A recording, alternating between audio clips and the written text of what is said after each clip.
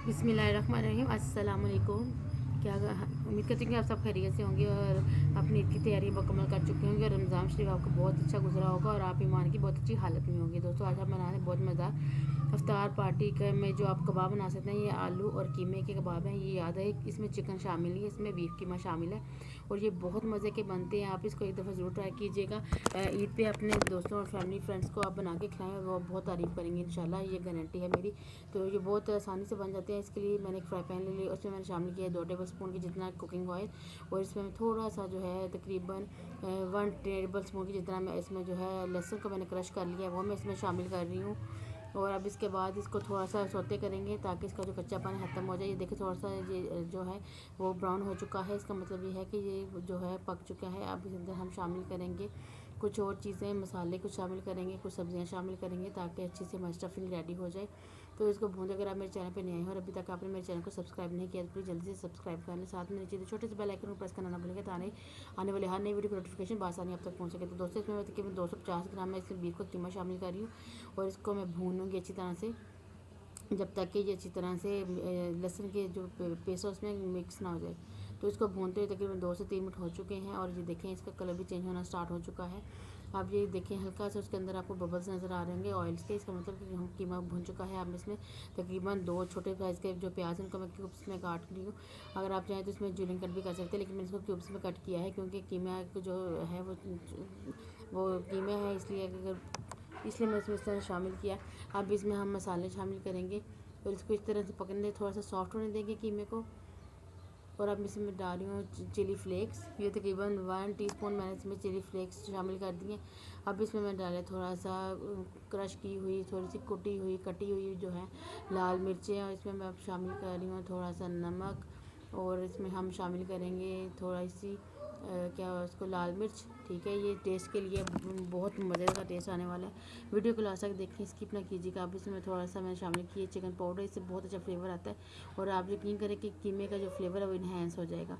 अब इस दफ़ा ज़रूर ट्राई कीजिएगा, टिप है आपके लिए। अगर आपको अच्छी लगी तो प्लीज़ वीडियो को शेयर कीजिए दोस्तों के साथ। अब इसको मैं हल्के आँख से हाथ से भूनूंगी। आप यकीन करें वॉइस को ओवर करते हुए घर वालों की मजाल अगर हर 1 मिनट के लिए चुप भी कर देंगे, इतना बोलेंगे कि वो सत्यानाश करके रख देंगे।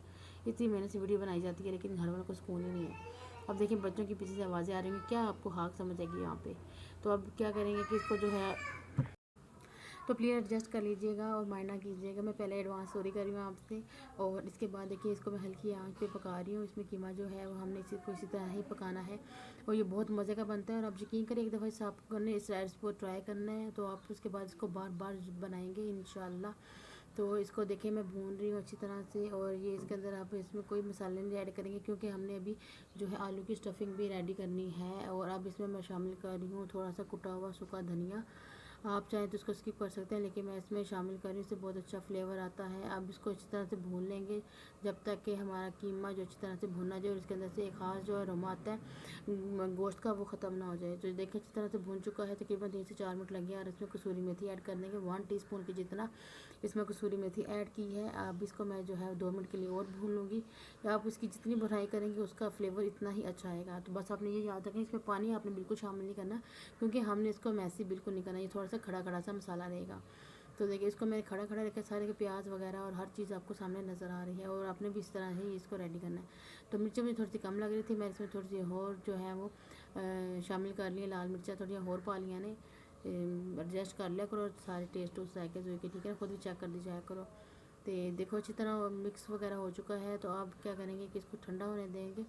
ठंडा होने के बाद जो है एक साइड पे मैं जो आलू बॉयल करने के लिए रख दिए थे उसको भी मैं थोड़ा सा नमक डाल के इसमें मैं रख दिया हुआ ताकि जो अच्छी तरह से आलू बॉयल हो जाए। और अब इसमें थोड़ा सा हरा धनिया शामिल कर रही हूँ, ये भी ऑप्शनल है, अगर है तो डालो यार, अगर नहीं है तो बस रहने तो इसके अलावा भी काम चल जाएगा क्योंकि हमने कसूरी मेथी शामिल की उससे भी बहुत अच्छा फ्लेवर आता है और धनिया भी उसके अंदर थोड़ा सा डालने से अच्छा फ्लेवर ही आएगा। तो देखिए अभी अच्छी तरह से हो चुका है और अब इसको रख देंगे एक साइड पे ताकि ये ठंडा हो जाए। मिक्सचर ठंडा हो चुका है, इसका मैंने एक बाउल में निकाल लिया है और एक साइड पे हम जो है जुबले मैंने आलू बॉयल के करके रखे हैं अब वो शामिल कर लेंगे एक बॉयल में।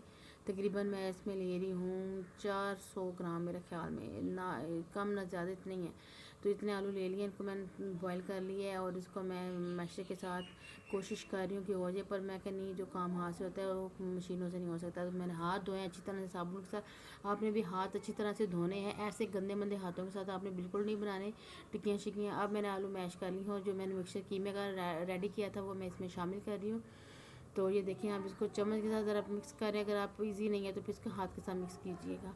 तो मैं अब इसको हाथ के साथ मिक्स कर रही हूँ। साथ में मेरा भतीजा, आप यकीन करें, इतनी शरारती है, देखें, ये कह रहा है पापा मुझे तो, मैं इसको मिक्स करता हूँ। थोड़े से प्याज मैंने शामिल किए, थोड़ा क्रंची टेस्ट आएगा, और साथ में इसमें मैं धनिया शामिल कर रही हूँ, तो फ्लेवर बहुत अच्छा आता है। अब इसको अच्छी तरह से मिक्स कर लेंगे हाथ की मदद से। तो आप चाहें तो चम्मच से भी कर सकते हैं। इसमें थोड़े से मसाले भी ऐड कर लें अगर आपको कम लगते हैं। तो हम तो थोड़े तेज़ मसाले खाते हैं, इसलिए मैं इसमें लाल मिर्च और नमक शामिल कर रही हूँ।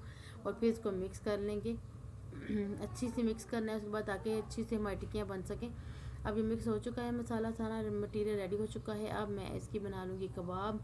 तो आप चाहें तो इसको कोई भी शेप दे सकते हैं, लेकिन मैं इसकी जो है टिक्कियाँ जैसे बनाते हैं ना, वैसे मैं इसकी टिक्कियाँ बनाऊँगी। वैसे भी ये रेसिपी टिक्कियों की है, तो आप इसको टिक्की या कबाब जो आपका दिल चाहे इसको कह लें, लेकिन बस टेस्ट अच्छा होना चाहिए। कहने से कोई फ़र्क नहीं पड़ता इस चीज़ से, तो या कबाब बोलें या टिक्कियाँ बोलें, ठीक है ना, इसमें कोई बहस नहीं है।